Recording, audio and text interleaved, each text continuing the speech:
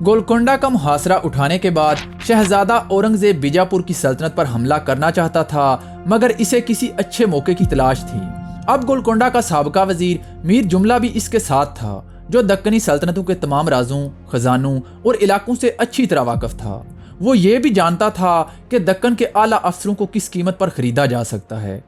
शहजादे औरंगजेब ने मीर जुमला के साथ मिलकर दक्कनी सल्तनतों के दरबारों में साजिशें करके दरबारियों को बहकाना शुरू कर दिया।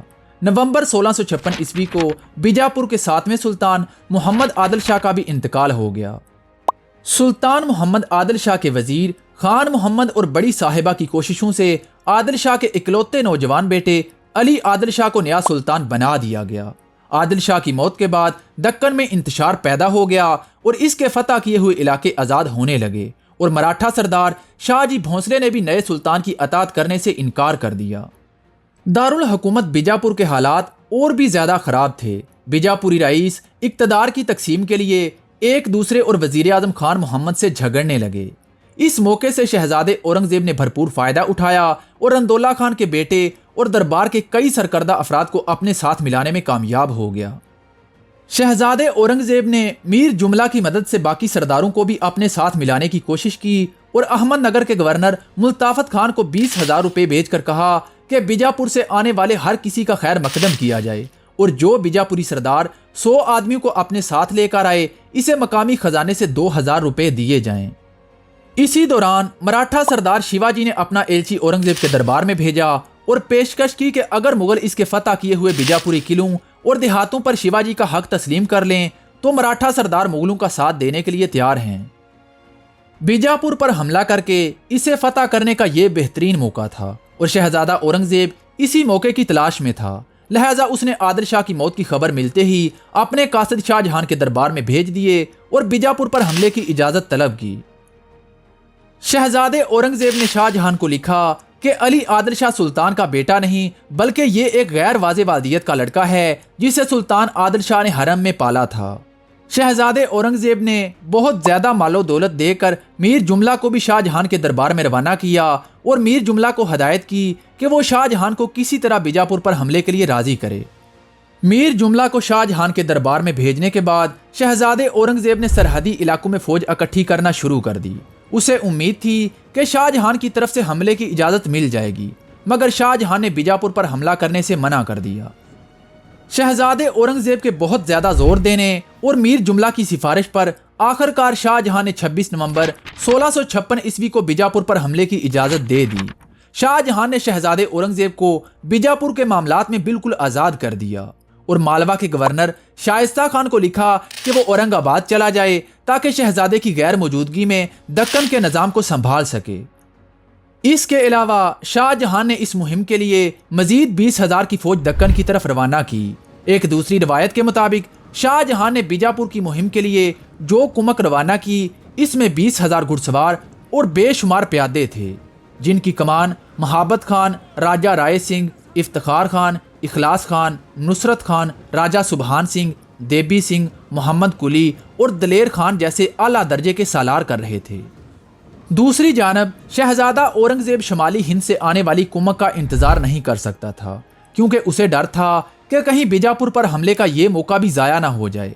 लिहाजा उसने मीर जुमला को लिखा कि वो जल्द से जल्द इसके पास पहुंचे। 18 जनवरी 1657 ईस्वी को मीर जुमला औरंगाबाद पहुंचा और इसी दिन शहजादे औरंगजेब के साथ बीजापुर की तरफ रवाना हो गया। इस मर्तबा मुगल लश्कर भारी तोपखाने और मुहासरे के सामान से लदा हुआ था, इसलिए मुगलों की रफ्तार भी बहुत सुस्त थी।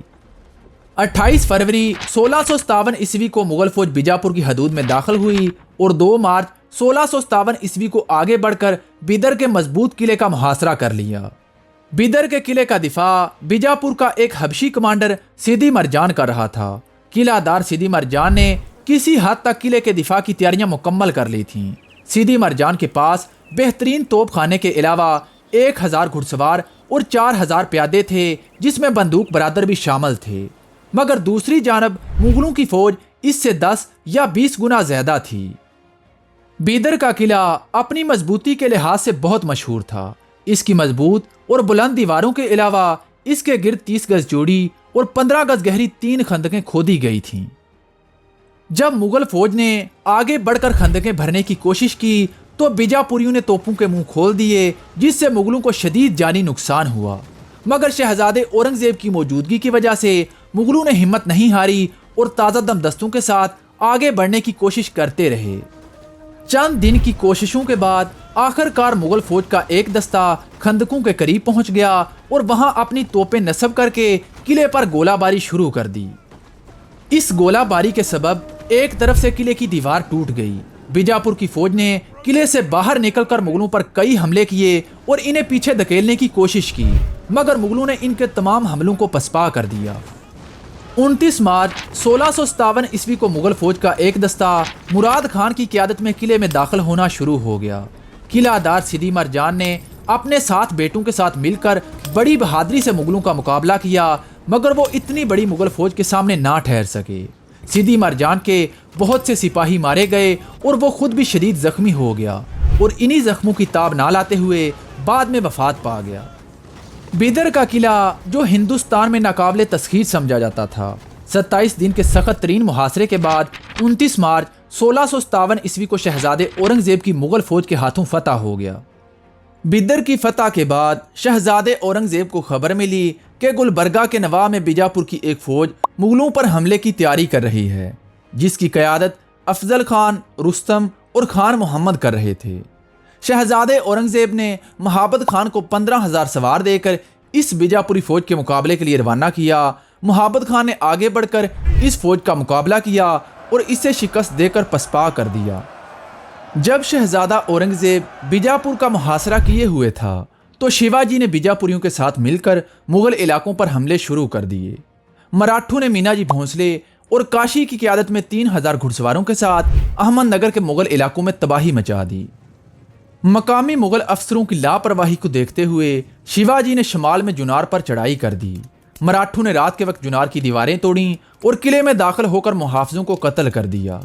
मराठों ने जुनार से 200 घोड़ों समेत 3 लाख खून नकद और बहुत से कीमती लिबास और जेवरात चुरा लिए।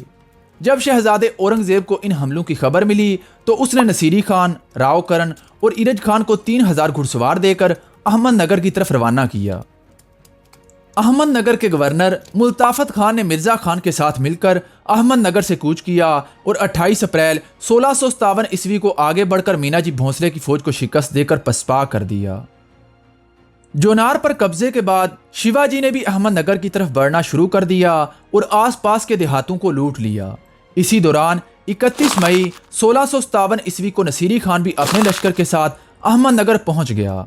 उसने आते ही शिवाजी की मराठा फौज को घेरे में लेकर लड़ाई शुरू कर दी। इस लड़ाई में ज्यादातर मराठा सिपाही मारे गए, कुछ जख्मी हुए और कुछ मुगलों का हिसार तोड़कर भागने में कामयाब हो गए। मुगलों ने भागने वाले मराठों का ताक़ुब नहीं किया क्योंकि मुगलों के घोड़े इतने ज्यादा लंबे सफर से थक चुके थे। इस फतह के बाद शहजादे औरंगजेब ने अहमदनगर में मौजूद अपने सालारों को हुक्म दिया कि शिवाजी के इलाकों पर छापामार हमले करें। ताहम मौसम की खराबी की वजह से इस मुहिम को रोक दिया गया और मराठों को पसपा करने के बाद मुगल सालार भी अपने ठिकानों पर वापस चले गए।